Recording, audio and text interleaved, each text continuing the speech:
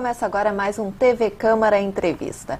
No programa de hoje vamos abordar 2 livros que tratam da política em Porto Alegre e no Rio Grande do Sul. Começamos falando sobre o livro Baile de Cobras, a verdadeira história de Ildo Meneghetti, recentemente lançado, escrito por Ennio Meneghetti, que está aqui com a gente, neto do ex-prefeito e governador. Ennio, seja muito bem-vindo aqui no nosso programa.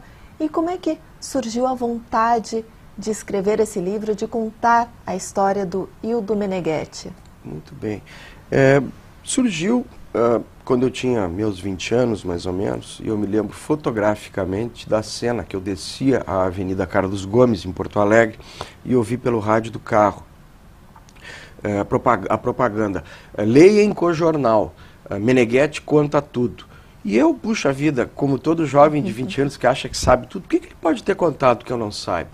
E eu me lembro que no dia seguinte fui ao centro de Porto Alegre e encontrei a edição do Cojornal. Fui até para isso. O Cojornal, para quem não se recorda, era o jornal da Cooperativa dos Jornalistas de Porto Alegre, uma publicação muito interessante que abordava questões políticas com profundidade. Encontrei o jornal e li uma entrevista de 2 páginas, saborosa, profunda, onde ele abordava coisas que, como eu tinha 7, 8, 9, 10 anos na época que ocorreram, eu não me recordava, não sabia que tinham ocorrido fatos, mas não com aquela exatidão. Ao visitá-lo uns dias depois, eu comentei que havia lido a sua entrevista.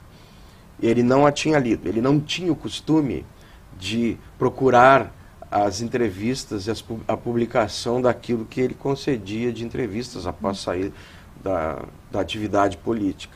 E ele não tinha lido. E eu fiquei de levá-la. Quando eu levei, ele ficou ali uns minutos, 15 minutos, 10 minutos, dando uma olhadinha, passando os olhos. Parecia que ele não chegou a ler, mas ele parecia que estava conferindo se estava tudo lá. No final, ele me lançou um sorrisinho e como um menino que aos 80 anos tivesse feito uma travessura. E me detalhou alguns pontos, então, que eu não tinha captado. A partir desse momento, isso foi em 1977, me lembro bem, eu passei a explorar mais esses assuntos políticos com ele.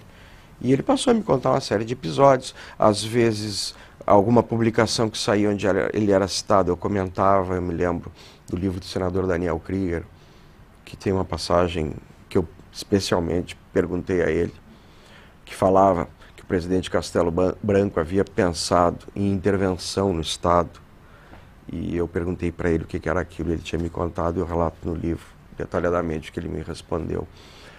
Outras publicações aconteceram, que eu comentei com ele. Passado algum tempo, eu guardei aquilo de memória, até porque, como era um assunto que me interessava bastante, a gente acaba guardando. Ele tinha uma boa memória, eu acho que eu guardei uma parte, herdei talvez geneticamente, uma parte dessa boa memória, isso me facilitou, porque naquele momento eu não pensava em registrar. Passados alguns anos, começando a ver mais profundamente as coisas como aconteciam, eu passei a pensar em registrar isso. E comecei a recolher material. E depois, analisando, eu vi que tinha uma quantidade de material que renderia uma boa história. Aí que eu comecei realmente a pensar em registrar. Isso foi ali nos meados do ano 2000, 2002 eu comecei. Primeira linha eu escrevi em 2002, levei 10 anos e o trabalho foi concluído. O livro é focado na trajetória política do Ildo Meneghetti. Sim, aí eu diria que eu faço um corte, o livro faz um corte na história, analisando todo o período em que ele atuou politicamente. Claro que eu narro a vida dele a partir de uma passagem pela infância, formação em engenharia, as atividades junto ao Internacional, que ele começou bem jovenzinho, tentando ser jogador de futebol aos 14 anos.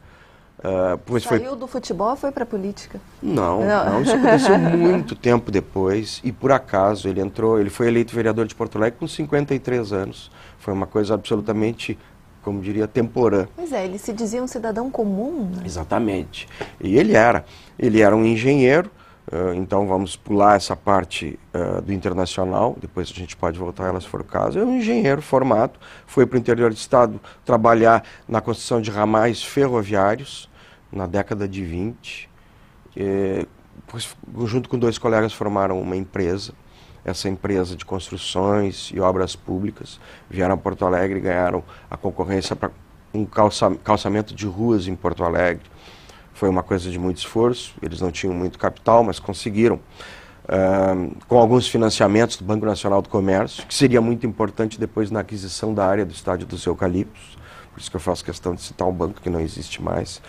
Aí eles conseguiram, compraram um areal numa região que mais tarde seria conhecida como Ipanema, passaram a explorar uma pedreira num dos morros da cidade, que anos depois seria conhecido como a Rua Coronel Bordini, onde hoje se encontra a Igreja São Manuel e o Colégio São Manuel, que atualmente não está mais funcionando, mas ali. E aí com isso conseguiram material e matéria-prima para essas obras. E foi continuando. A empresa foi crescendo e tendo voltado do interior, ele era de Porto Alegre, mas passou algum tempo no interior trabalhando. Tendo voltado a Porto Alegre, ele voltou a se reaproximar do internacional. Lá, o Inter, em 29, enfrentava uma crise financeira e política interna do clube muito grande. O Inter jogava na Chácara dos Eucaliptos, que fica na rua Germano Haslocker, na confluência ali da Carlos Barbosa com a Avenida Zenha, mais ou menos. A Rua Alexandrino de Alencar, Rua Damasco e outras, ali ficava a Chácara dos Eucaliptos. A Chácara dos Eucaliptos pertencia ao Asilo da Providência. E o Asilo Providência colocou a chácara à venda por 40 contos de réis.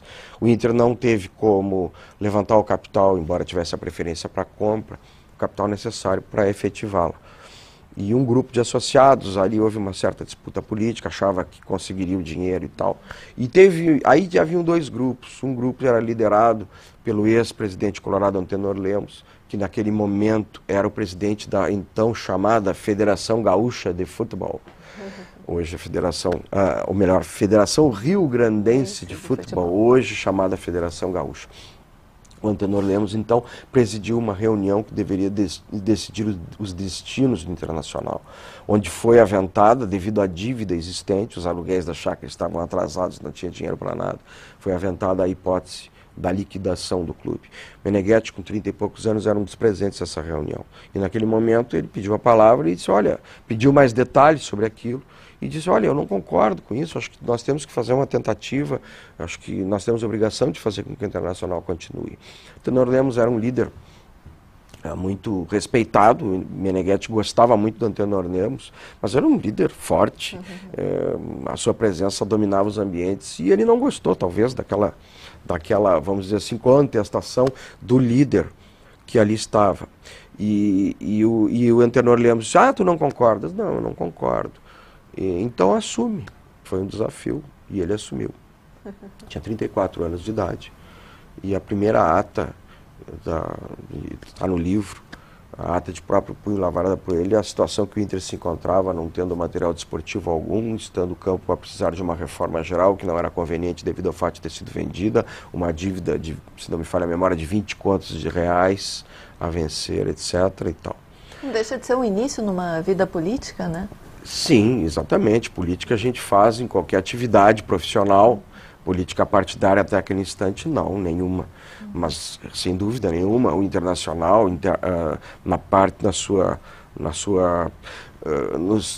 internamente, qualquer clube de futebol, qualquer associação, qualquer clube, é necessária a atividade política, aquela capacidade de conciliar interesses e buscar soluções. E isso, claro, que o Internacional foi uma escola política para o que ele viveria muitos anos depois. E depois ele foi vereador, né? Sim, foi eleito e justamente vereador. Pela atuação no Internacional foi que ele recebeu um convite em 1947, portanto quase 29, em torno de 20 anos depois, para concorrer a vereador, pelo então PSD, o antigo PSD. Tinha um amigo, Silon Rosa, a quem ele devia um favor pessoal, que fez o convite, olha, nossa nominata de vereadores está um pouco fraca, nós precisávamos do seu prestígio na cidade para reforçar nossa legenda. E ele não queria aceitar, mas não teve como recusar. E ele aceitou com 3 condições. A primeira delas era, não faço discurso, não quero meu retrato pregado pelas ruas, e não quero que ninguém diga que eu sou melhor do que qualquer pessoa. que é aquela coisa de políticos que faziam, dizer eu sou bom e tal. Ele não gostava muito disso, era uma pessoa naturalmente modesta, não gostava de se expor, não era homem que buscava holofotes, nunca foi disso, foi um homem sempre de atuação nos bastidores. E concorreu, se elegeu com o terceiro lugar numa bancada de 4 vereadores e acabou sendo prefeito pela primeira vez, depois um segundo mandato e governador do estado por 2 vezes também. E a fama, o homem que não perde eleições? Bom, ela foi construindo a partir das eleições que ele disputou. Começou mesmo pela primeira eleição difícil que ele disputou, que foi para a prefeitura de Porto Alegre em 1951. Nós vínhamos da eleição de Getúlio Vargas.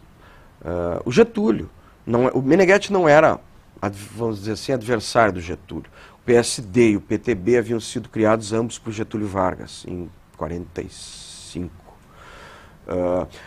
Getúlio dizia que o PTB teria as massas e o PSD teria as teses.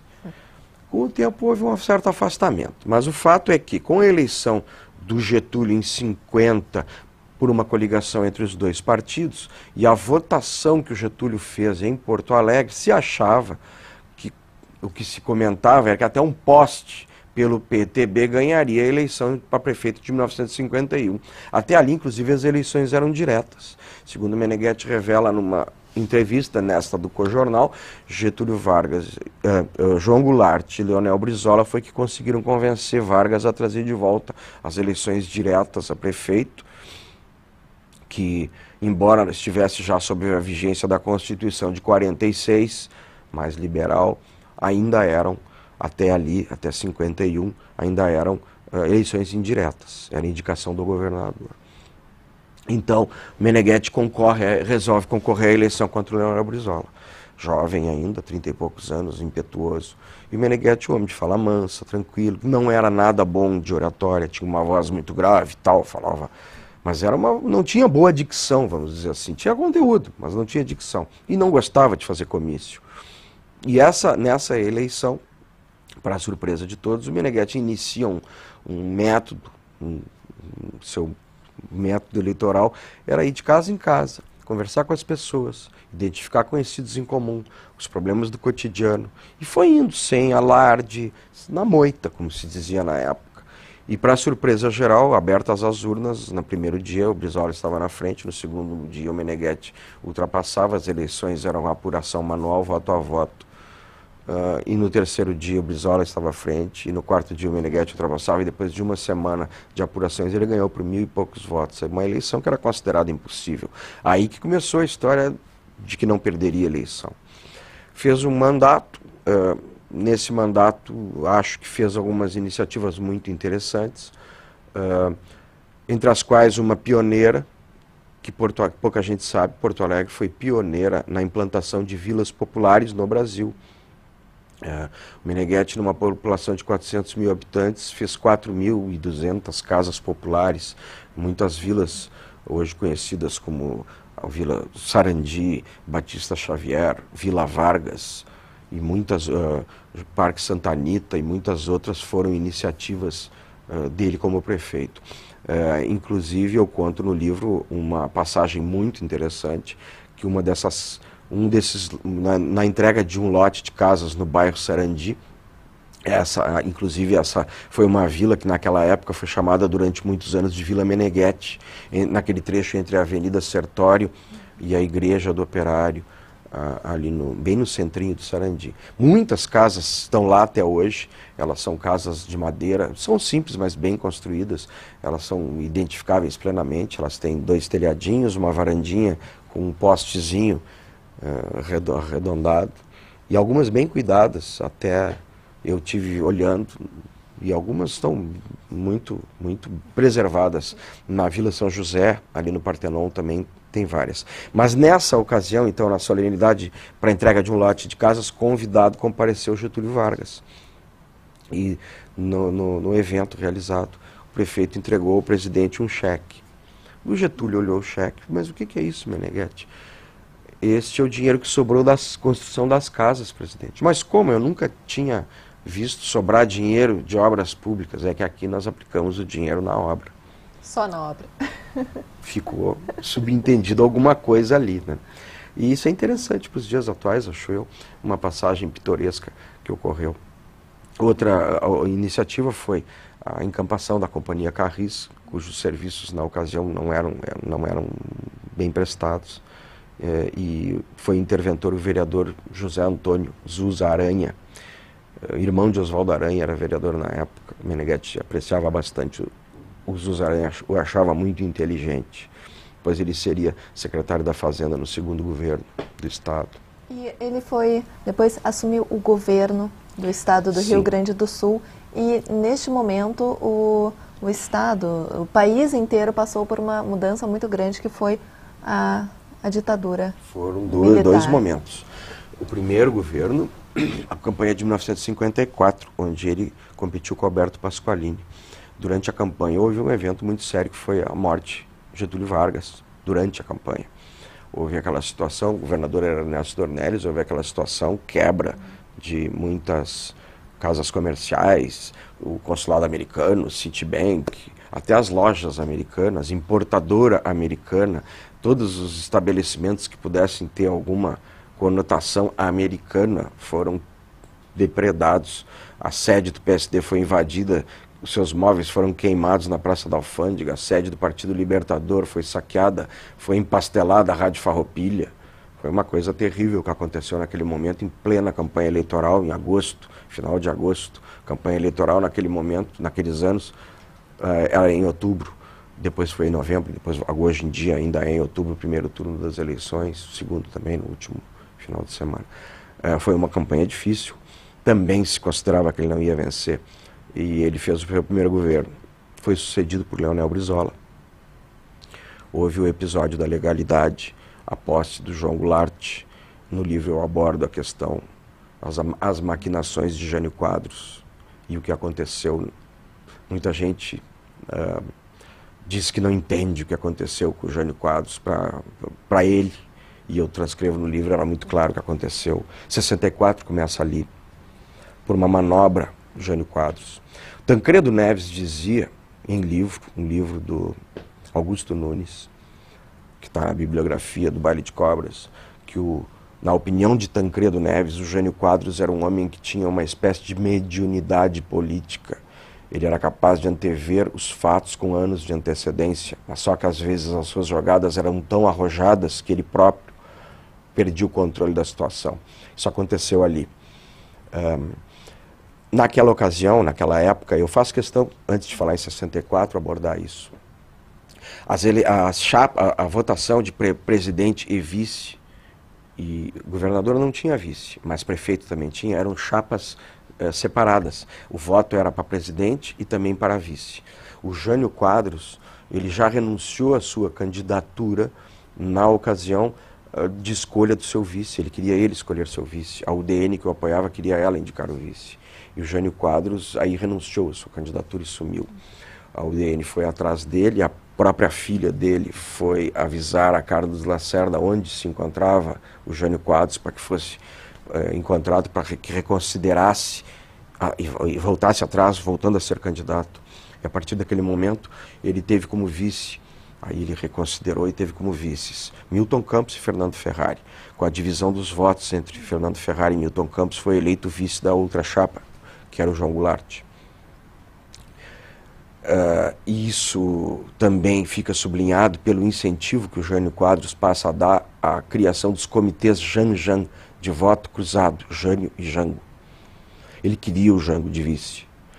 Posteriormente, em 61, no episódio da legalidade, ele faz aquela renúncia justamente quando o Jânio está na China. Não por ser a China comunista, como diziam na época, mas pelo fato de ser a China distante, e nos aviões de 1961 tornariam impossível uma volta rápida do vice-presidente para assumir. Com isso, Jânio desejava, tudo indica, negociar o seu retorno nos termos em que ele desejava, porque ele já tinha declarado que com aquele congresso era impossível governar. Então ele desejava poderes um pouco mais elevados do que tinha para poder fazer um governo com maior independência em relação ao Congresso. Todos esses fatos estão no livro? Sim, não com detalhamento, porque senão eu teria que fazer um tratado de 500 páginas, e não é essa a intenção. Eu conto isso no contexto de dar o clima de tudo que aconteceu. Teve algum fato que o senhor descobriu enquanto escrevia o livro sobre o Ildo Meneghetti que o senhor não imaginava? Fatos. Tem alguma coisa que... Em relação ao Ildo Meneghetti? Não, eu constatei que ele era, como governante, aquela pessoa que a gente conhecia, uma pessoa absolutamente avessa a qualquer arbitrariedade, a qualquer ato de violência, absolutamente bonachão, conciliador. Mas era um homem que, quando tomava uma decisão, que tinha o ônus de ter que tomar uma decisão, ele tomava da melhor forma possível. E nisso ele se viu envolvido em situações que um governante tem que ter o ônus de tomar uma decisão. E eu acredito que ele tenha tomado a decisão acertada dentro dos ditames do bom senso, que foi uma coisa que sempre norteou a vida dele. Teve algum fato que teve a participação do Ildo Meneghetti que o senhor descobriu ao longo da pesquisa que o senhor poderia citar, assim, como talvez não digo mais importante, mas o que tenha suscitado alguma Puxa vida, curiosidade? foi um período que, olha, a política estava numa ebulição tão grande que existem dezenas de situações em que, comparadas com os dias de hoje, a política de hoje chega a dar sono. Só não dá sono pelo que a gente vê denunciado nos jornais todos os dias. Mas era uma coisa assim, se vivia num clima de fervura, de fervor. Especialmente aqui, a disputa, a disparidade, vamos dizer assim, as pessoas tinham lado, elas tinham convicções, elas amavam, elas tinham uma verdadeira paixão pelos lados. E até uma coisa que me surpreende é que um homem como o meu avô, que era uma pessoa absolutamente, não era um orador, um homem de levantar as massas, ele conseguisse reunir em torno de si, atrás de si, junto a si, pessoas e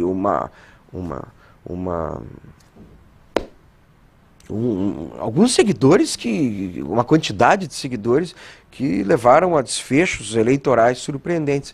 Eu acho até, os marqueteiros políticos têm uma expressão chamada espiral do silêncio.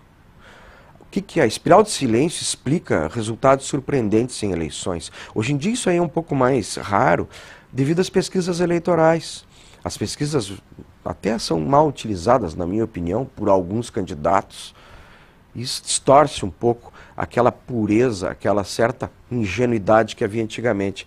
Mas o que é a espiral do silêncio? É aquela coisa de um lado faz muito barulho e o outro lado, quieto, dá sua resposta nas urnas. E isso cria resultados surpreendentes.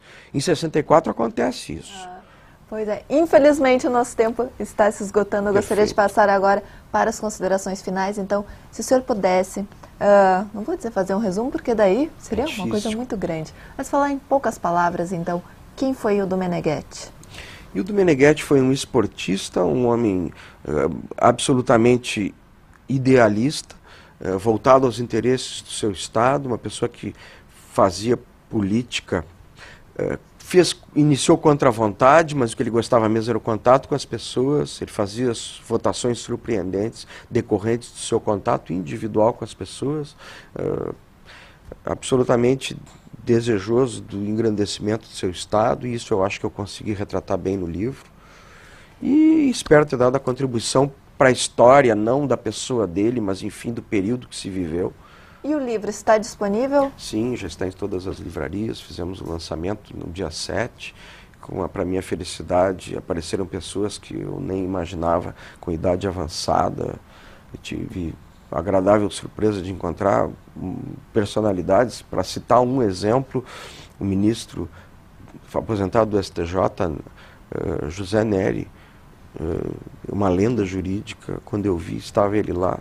Ficou na fila aguardando minha dedicatória, o autógrafo do autor. Quem sou eu para autografar o livro para uma lenda, como é o doutor José Neri da Silveira. E várias outras pessoas que eu não deixo de citar para não omitir ninguém. E foi uma coisa emocionante. E já está em todas as livrarias, sim, disponíveis. Editora AGE, que fez um trabalho maravilhoso de diagramação. O senhor sente edição. como esta sendo uma homenagem ao seu avô? Eu acho que foi talvez uma contribuição histórica, ou pelo menos contar para as gerações atuais como era a política naqueles tempos e o que foi, quem foi o do Meneghetti, uma pessoa que governou o Estado 2 vezes. Eu acho que é um feito a ser ainda repetido. Não tivemos ainda reeleição, embora não fosse reeleição, foram 2 períodos alternados, com o Leonel Brizola sendo governador entre os 2. Ninguém ainda repetiu o feito. E eu explico como isso aconteceu. De maneira nenhuma jogar confete no avô, não. O livro é simplesmente um corte na história que narra a passagem dele. E se for entendido como homenagem, não era essa a intenção, e sim o relato de fatos históricos, embasados na literatura e nos registros jornalísticos da época. Enio, eu gostaria de agradecer a sua participação aqui no nosso programa. Eu que agradeço. Muito obrigado. Está aí, então, Baile de Cobras, a verdadeira história de Ildo Meneghetti, já à venda nas livrarias. Não saia daí, voltamos logo mais com outra obra também sobre o universo político aqui da capital.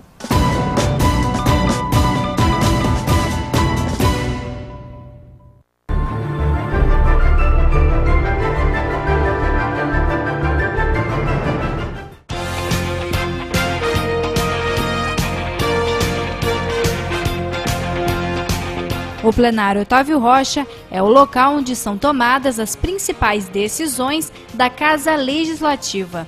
No espaço que fica no 2º andar da Câmara Municipal, são votados projetos de lei e discutidos os principais problemas da cidade. A personalidade que dá nome ao plenário está ligada à história da capital. Natural de Pelotas, Otávio Rocha foi militar, educador, engenheiro, político e jornalista. Assumiu a Prefeitura de Porto Alegre em 1924.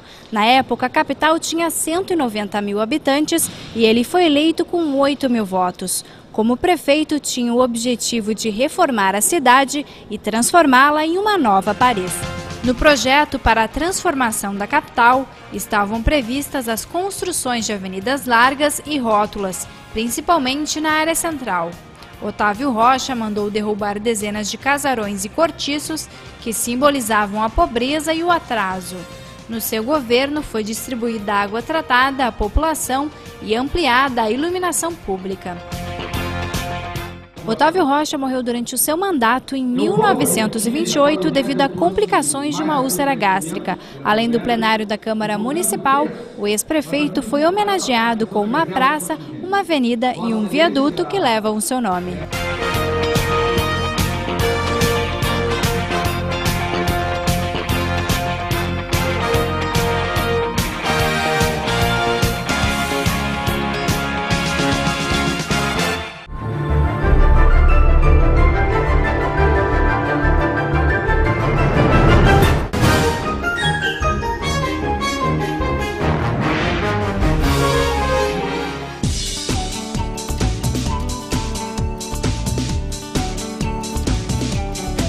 Reciclar o lixo é mais do que um gesto de cidadania.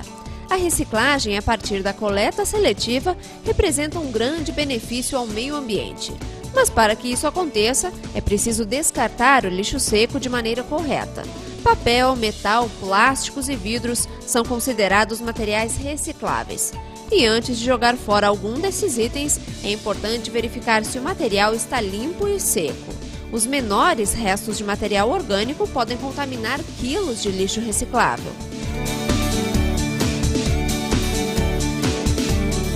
Pilhas e alguns tipos de lâmpadas costumam ter maior concentração de metais pesados. Por isso, devem ser descartados separadamente. Outro item que exige cuidado é o lixo eletrônico, no qual estão incluídas as baterias. De acordo com a Política Nacional de Resíduos Sólidos, Porto Alegre tem 3 pontos de coleta de lixo eletrônico. O primeiro fica aqui ao lado da usina do gasômetro, nesta unidade do Departamento Municipal de Limpeza Urbana. A Procempa também recebe material. E há ainda um ponto de coleta no bairro Floresta. Os locais funcionam em horário comercial. Outro vilão da reciclagem é o óleo de cozinha. Apenas 1 litro de óleo é capaz de poluir 1 milhão de litros de água. A indicação é armazenar os restos de óleo em garrafas PET ou recipientes de vidro e entregá-los ao DMLU. Em Porto Alegre, são mais de 140 pontos de coleta do óleo de cozinha. Entre em contato com o DMLU para encontrar o posto de entrega mais próximo de você. Iniciativas simples podem ajudar o planeta. Você sabia que uma única latinha de alumínio reciclada economiza energia o suficiente para manter uma televisão ligada por até 3 horas? Então colabore, reciclar vale a pena. Para mais informações, entre em contato com o Departamento Municipal de Limpeza Urbana pelo telefone 3289-6923 ou pelo e-mail coletaseletiva@dmlu.com.br.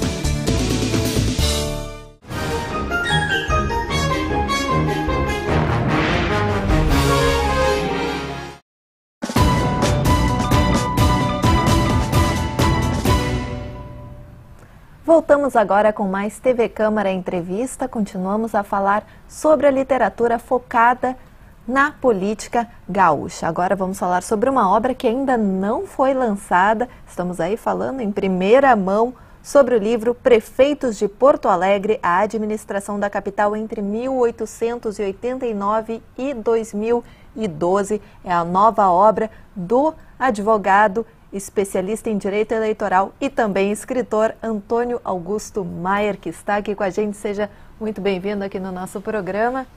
E como é que foi a construção desse livro, né? O senhor já escreveu sobre vereadores, sobre a vereança, né? E agora sobre prefeitos. Por quê? Bom, Tatiana, em primeiro lugar, eu quis, de uma maneira bem objetiva, retribuir à cidade os carinhos e estas distinções que ela me preza, não é? Eu sou cidadão emérito de Porto Alegre pela Câmara Municipal, uma lei sancionada pelo prefeito, e como eu já havia estudado anteriormente a vereança, eu entendi que por conta dos 240 anos da cidade, de uma maneira ou de outra eu deveria também colaborar com esse sentido histórico do aniversário. E me propus, então, a deflagrar uma pesquisa relacionada diretamente, então, aos cargos relacionados ao Executivo, os prefeitos e os vice-prefeitos. E aí chegamos às conclusões de que muitos vice-prefeitos foram prefeitos e que muitos presidentes desta casa também foram prefeitos. Razão pela qual o trabalho, então, adquiriu um fascínio, um colorido muito especial, e, então, o objetivo nuclear, fundamental, é retribuir esta, digamos assim, relação que eu mantenho com a cidade e, de uma forma bem concreta, procurar colaborar com a elucidação desses aspectos que muitas vezes ficam assim meio escondidos, meio esquecidos ao longo do tempo. Então eu procurei ser bem, digamos assim, cuidadoso nesse aspecto. E foi um período extenso, né? Nossa, desde lá da República, lá 1889 até agora, 2012, como é que foi esse processo de pesquisa? Pois olha, esse processo enveredou por vários elementos que se pode catalogar assim como fontes, não é? Fontes primárias, o exame de documentos, de atas, de currículos, de, digamos assim, elementos relacionados a estes documentos, os desdobramentos disso nos memoriais, nos museus, e também um levantamento bibliográfico muito apurado. Estudei muito sobre Porto Alegre, li dezenas de livros sobre a cidade, sobre os mais variados aspectos, aspectos históricos, biográficos, culturais, arquitetônicos. A cidade é muito rica com relação a esses elementos, porque há uma bibliografia consolidada sobre a história de Porto Alegre. Entretanto, o que me motivou também a desenvolver essa pesquisa e formatá-la foi a ausência de um parâmetro mais, digamos, objetivo com relação aos perfis biográficos dos prefeitos de Porto Alegre. Porque muitos destes homens, que nós não tivemos mulheres prefeitas, são homenageados em logradouros públicos. São nomes de praças, de ruas, de avenidas, mas não são conhecidos da população de um modo geral. Então eu me senti muito motivado também a resgatar o perfil destes homens, porque foram agentes políticos, muitos estão vivos, e que tiveram uma colaboração extraordinária com a cidade. Porto Alegre teve, e isso é importante ressaltar, independente do período em que exerceram os mandatos, prefeitos muito abnegados, muito competentes, e não há registro de nenhum elemento que pudesse macular a biografia desses prefeitos. Muitos, é verdade, tiveram os seus mandatos interrompidos em razão de contingências políticas, por opções, muitas vezes, também decorrentes da atividade partidária. Foi alguém galgado a secretário de Estado, foi alguém convidado para ser ministro. Então isso também interrompeu algumas administrações. Entretanto, não há nenhuma mácula em matéria de impedimento, impeachment, cassação. Porto Alegre não tem registro dessa natureza. Então isso nos distingue no cenário nacional. Olha só. E dentre todos os prefeitos estudados, teve alguma história que mais lhe chamou a atenção? Teve. Na verdade, são três perfis muito eloquentes relacionados a um primeiro momento. Foi o prefeito José Montauri, que, sem ser gaúcho, exerceu 7 mandatos consecutivos na Prefeitura de Porto Alegre. Foram 27 anos, né? 27 anos. E foi o homem responsável pela construção do Paço Municipal, da sede da Prefeitura, que até então era dispersa em aluguéis. A Prefeitura alugava peças no centro da cidade para poder se organizar. Foi um prefeito que não teve grandes obras, não teve grandes realizações, digamos assim, do ponto de vista arquitetônico e maiores ousadias do ponto de vista viário. Entretanto, foi um homem decente, probo, muito correto e elogiado, inclusive pelos seus adversários. Na sequência, com o impedimento da candidatura do José Montauri, foi eleito Otávio Rocha. Este sim, um engenheiro militar, um homem pragmático, extremamente organizado, e que, por conta da sua formação pessoal e profissional, fazia inspeções nos locais das obras e permitiu que Porto Alegre, então, se inserisse numa nova realidade, num glamour arquitetônico e num contorno de evolução. Infelizmente, morreu cedo no exercício do cargo, em 1928, e foi sucedido pelo seu vice-prefeito, à época vice-intendente, o Alberto Bins, que, por ser um homem de origem alemã, teve uma formação muito rígida e que, envolvido com a cidade, antes mesmo de ser prefeito, porque ele havia sido vereador, ele foi conselheiro municipal e ele tinha então todo um lastro de conhecimento da cidade. E também deu uma continuidade muito efetiva à obra do Otávio Rocha. Então são esses 3 primeiros prefeitos que revelaram-se, digamos assim, aqueles precursores da inserção de Porto Alegre num movimento modernista de revolução arquitetônica e urbanística. Na sequência, Loureiro da Silva, que teve 2 mandatos em Porto Alegre, que sem dúvida tem, do ponto de vista biográfico, uma riqueza extraordinária, porque foi um homem realmente inquieto, uma personalidade múltipla e que deixou marcas nesta cidade que são contemporâneas. Então eu tenho nesses 4, na primeira etapa, figuras de proeminência, de destaque e que deixaram assim marcas muito significativas na cidade. Num período mais intermediário, depois, nós tivemos a administração do prefeito Clóvis Pestana, depois o prefeito Martim Aranha. Hildo Meneghetti foi um prefeito também de muita produtividade, muita atividade na cidade. Uma administração que foi ceifada e que sem dúvida nenhuma tinha grandes perspectivas e uma dinâmica extraordinária foi a do ex-prefeito Sereno Chese, não é? E numa etapa mais adiantada, posterior, é impossível deixar de estudar a cidade sem mencionar os nomes indiscutivelmente consagrados como administradores e prefeitos obreiros responsáveis por obras de vulto e repercussão na cidade, que foram os prefeitos Thompson Flores, o prefeito Vilela e o prefeito João Dibe, não é? Então são prefeitos que deixaram assim marcas muito definidas na cidade, pessoas probas, pessoas corretas, inatacáveis e que tiveram uma contribuição extraordinária do ponto de vista administrativo, inclusive na alteração do organograma da cidade. Não é? Então, assim, eu seria até injusto se eu mencionasse mais alguns e não mencionasse outros.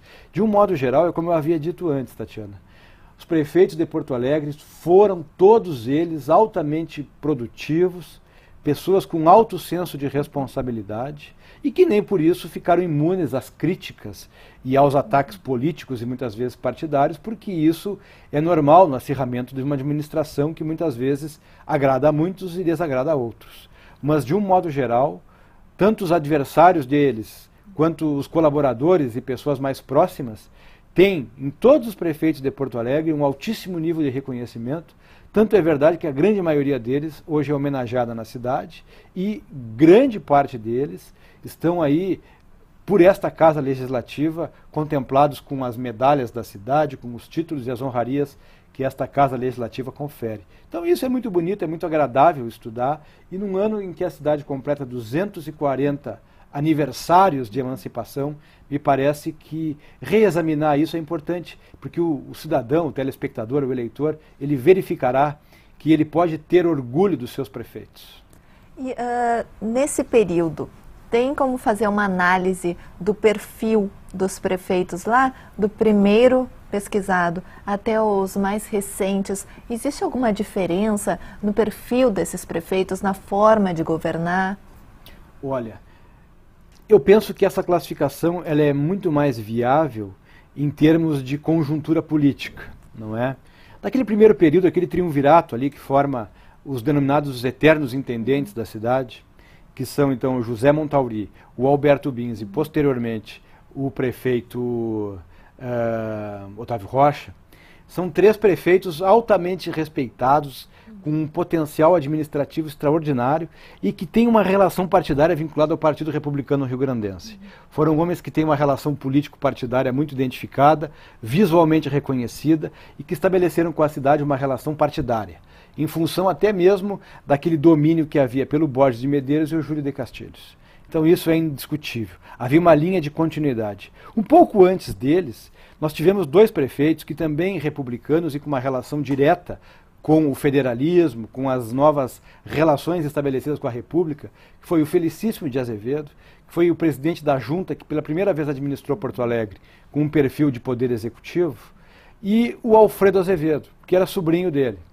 Bueno, esses dois Azevedos também tiveram um perfil, mas um pouco mais rebelde com relação à inserção do poder executivo estadual. Se rebelaram e ambos renunciaram à Prefeitura de Porto Alegre, em razão de incômodos administrativos causados pelos excessos de interferência.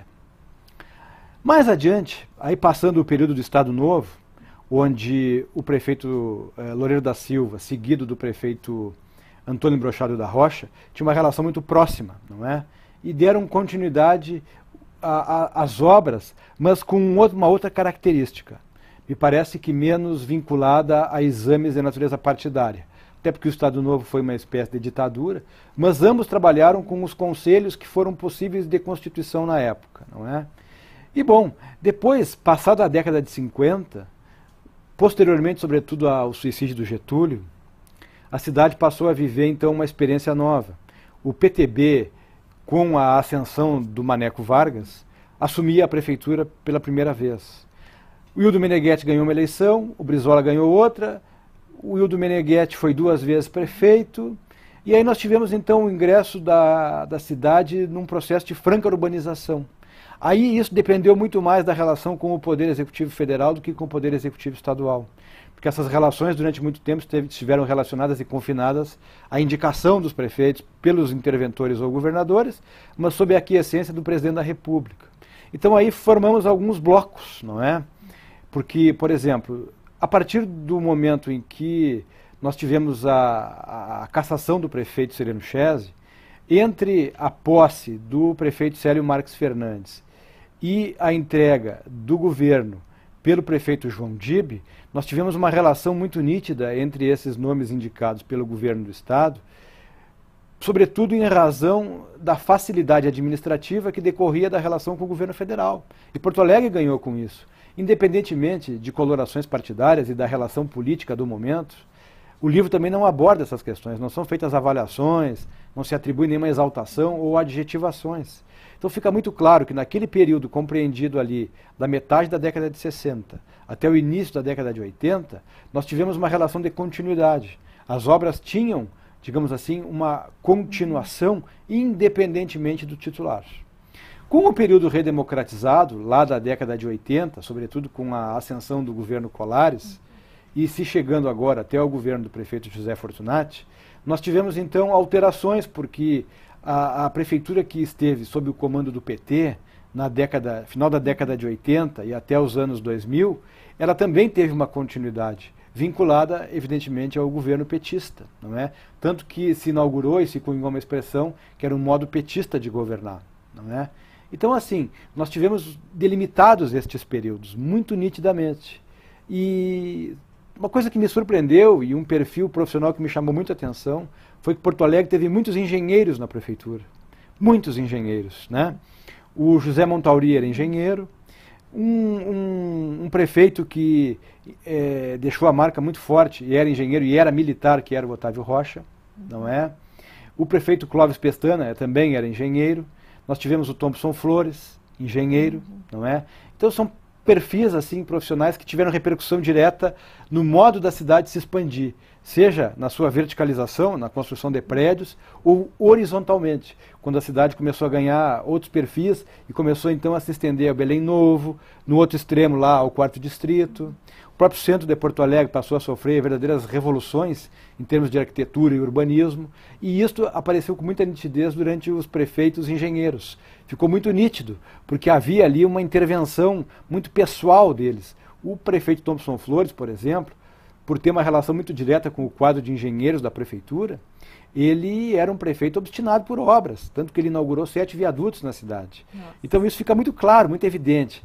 Então eu te diria assim, que na maioria das vezes, o perfil pessoal e profissional do prefeito se sobrepôs mesmo às suas relações de natureza partidária e, sobretudo, muitas vezes desatrelada de relações que envolvessem as coligações partidárias. Então isso para Porto Alegre foi muito positivo. O senhor disse antes que tinha como objetivo também trazer um pouco da história dos prefeitos, né? Que as pessoas não conhecem muitas vezes quem foram os prefeitos aqui da capital. Às vezes olham as ruas, mas não sabem quem foram aquelas pessoas.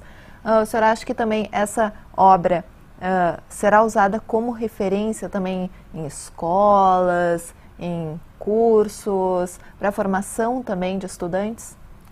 Eu ficaria muito gratificado se isso acontecesse, porque eu percebo, e a própria pesquisa me revelou isso, que expressivo contingente da população porto-alegrense desconhece os seus prefeitos.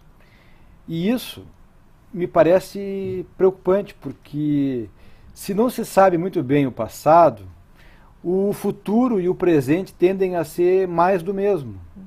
Então eu tive um cuidado muito grande em avançar na pesquisa e verificar o que o prefeito havia escrito, o tipo de desdobramento que teve depois da prefeitura, se ele foi governador, se ele foi ministro, os trabalhos que ele escreveu, publicou, os discursos que proferiu, os reconhecimentos públicos que ele teve, as honrarias que recebeu, o desdobramento familiar, se teve algum parente. Tudo isso está no livro. Tudo abordado. É fascinante a biografia da maioria dos prefeitos, e alguns deles têm uma relação com essa cidade que suplanta a relação política. Então isso também merece um reconhecimento, porque hoje, século do 3º milênio, nós temos uma chaga que é denominar todos os políticos com aqueles carimbos que são adjetivos que depreciam. Em Porto Alegre não tem prefeitos depreciados. Os prefeitos de Porto Alegre, todos eles têm uma biografia honrada. E isso eu falo com muita tranquilidade, porque eu analisei os perfis, eu conversei com muitos descendentes desses prefeitos, me vali dos acervos particulares e pessoais deles, e isso me confirmou que Porto Alegre tem sim, ao longo destes anos todos, de todos esses 123 anos que nós temos de república, desde o Felicíssimo de Azevedo até o prefeito José Fortunati, todos estes homens têm um rico manancial de vivência, de produção, e de uma maneira muito nítida eles tiveram uma contribuição além da prefeitura. E até porque muitos deles foram vereadores. Expressiva parcela de prefeitos foram vereadores. E para homenagear todos eles eu cito o nome do prefeito Aloísio Filho, que dá nome a esse palácio da Câmara Municipal e que foi prefeito interino 10 vezes, de maneira quase que ininterrupta. Isso é um dado assim singular. No Brasil não há dado biográfico que revele um presidente de Câmara que tantas vezes tenha assumido interinamente a prefeitura e tenha de uma maneira tão tranquila conciliado a continuidade administrativa do titular sem contrair as animosidades da oposição. Então, assim, um perfil de pessoa que não é por nada que dá nome a esse palácio, que é a sede da Câmara Municipal. Então, o vereador Aloísio Filho também foi prefeito interino de Porto Alegre. Então, eu penso que esses detalhes, essas características, o porto-alegrense merece ter disponível para que ele saiba a razão pela qual ele vota, que ele tenha a noção de que os prefeitos que ele vota são pessoas, sim, com os seus perfis, com as suas características, com as divergências com os seus antecessores, mas que são pessoas honradas. E isso é muito importante para um resgate de cidadania. O senhor já escreveu sobre vereadores, sobre prefeitos. O próximo livro, talvez, governadores? Pois olha, já houve uma sugestão nesse sentido. Mas eu vou ter que respirar um pouco agora, porque o trabalho, Tatiana, é um trabalho assim, muito sedutor, muito prazeroso, mas ele absorve, porque ele tem uma linha de continuidade e uma linha de pesquisa. Como esses documentos e essas fontes estão dispersas em acervos muito distantes, museus, memoriais, muitas vezes é necessário agendar a pesquisa, ligar para as pessoas, saber se elas têm disponibilidade de fornecer o material, é trabalhoso. É tentador, eu não descarto, mas eu espero que esse dos prefeitos tenha uma aceitação por todas as pessoas que tenham interesse em analisar o perfil daquele que chefiou um poder. Porque ser prefeito de uma capital como Porto Alegre, sem dúvida nenhuma, é uma distinção extraordinária no currículo político de uma pessoa. E a complexidade da administração, ela vem revelada no incremento do perfil biográfico. Porque se lá no final do século XIX era muito difícil obter a documentação, hoje, no terceiro milênio, em 2012, é muito fácil. Só que é preciso ter um cuidado muito grande em verificar se aquilo se consumou, qual o desdobramento prático daquela atitude ou daquela ação governamental. Então eu tenho a convicção de que o trabalho nesse aspecto ele está muito bem amparado documentalmente e, sobretudo, muitas leis municipais melhoraram a qualidade de vida da cidade. Então eu procurei ter um cuidado assim de revelar o cunho prático da administração. O que o prefeito fez durante um curto espaço de tempo, durante um longo espaço de tempo, se houve uma continuidade administrativa pelo seu sucessor, e apontar ali, por exemplo, as atividades mais relevantes do período em que exerceu o mandato. Então eu tive esse cuidado justamente para mostrar qual a determinação do prefeito, qual a sua principal providência. Nós tivemos prefeitos em Porto Alegre que foram prefeitos num curto espaço de tempo. 2 meses, 3 meses, meio ano, 4 meses, 1 mês e meio. E outros foram prefeitos, como José Montauri, por 27 anos. Não é? Então, são tudo desdobramentos, são contingências da administração. Sem falar que houve um período que Porto Alegre teve prefeitos nomeados sucessivamente. Então, isso tudo merece um detalhe, porque, afinal de contas, hoje, 2012, a democracia é plena. Anteriormente, ela tinha algumas restrições, embora também houve um momento muito interessante na história de Porto Alegre, que foi no período que sucedeu José Montauri, quando o Otávio Rocha e o Loureiro da Silva, principalmente, tiveram uma relação de muita independência política. Porque o Alberto Bins, ele era um descendente de alemão que havia sido deputado. Então ele tinha uma relação muito efetiva com a comunidade alemã de Porto Alegre. E isso fica muito nítido, porque ele teve uma participação na formação dos clubes de Porto Alegre. Então, assim, é uma multiplicidade, é um leque muito grande e tem perfil para todo mundo. Bom, infelizmente, nós estamos chegando ao final do nosso programa. O livro, ele ainda não está à venda, né? Quando que ele vai estar disponível? Que eu imagino que está todo mundo curioso para saber. Pois olha, a nossa perspectiva editorial é o lançamento em julho, porque o livro se encontra no prelo e ele está em processo de revisão, adequações, correções. Então eu penso que no mês de julho o lançamento será efetivado, porque há todo um cuidado em estabelecer uma revisão criteriosa, porque são muitos nomes, e são muitos acontecimentos históricos, são logradouros públicos, praças, avenidas, enfim, há uma diversidade de assuntos muito grande. Então o objetivo dele é que quando ele sair da revisão, tão logo concluída essa etapa, ele já vá para a editoração e posteriormente o lançamento. Então, vamos agora para as considerações finais. Então, eu gostaria que o senhor fizesse, não vou dizer um resumo, mas talvez um apanhado do que o senhor apreendeu após esse estudo dos prefeitos, alguma coisa nova que tenha surgido após essa pesquisa. Olha, Tatiana, o resgate dos acontecimentos históricos da cidade, os elementos públicos que foram construídos, as obras, as revelações que a cidade fez ao Estado e ao país, os acontecimentos históricos aqui acontecidos e, fundamentalmente, uma ideia de que esses 40 homens que foram prefeitos desta cidade, eles contribuíram da melhor maneira possível, muitos com restrições até de natureza partidária, política, o momento talvez não fosse favorável a maiores, digamos, ambições do ponto de vista administrativo, mas num contexto bem assim razoável, a cidade apresentou evolução. Então a minha ideia é de que, primeiro, a cidade evoluiu ao longo do tempo, ela teve construções, ela teve obras, acontecimentos que lhe dignificaram, sediou eventos de natureza internacional, e esses prefeitos todos, desde o Felicíssimo de Azevedo para cá, tiveram sim participação direta nos acontecimentos da cidade, e muitos deles hoje ainda, nomes de ruas, prédios, locais, estão aí na sua plenitude. Então é muito prazeroso e eu espero ter colaborado com esse resgate. A minha ideia é, fundamentalmente, resgatar isso de uma ordem cronológica e fazer, evidentemente, uma análise política de um perfil administrativo. Esse, fundamentalmente, é o meu objetivo. Muito bem, então, julho, aí nas bancas, como é que é? Prefeitos de Porto Alegre, administração da capital entre 1889 e 2012, todo mundo de olho, aguardando. Gostaria de agradecer a sua participação aqui no nosso programa. Muito agradecido. E o TV Câmara de hoje fica por aqui. Conversamos agora com Antônio Augusto Maier, escritor, advogado, especialista em direito eleitoral. Até o próximo programa.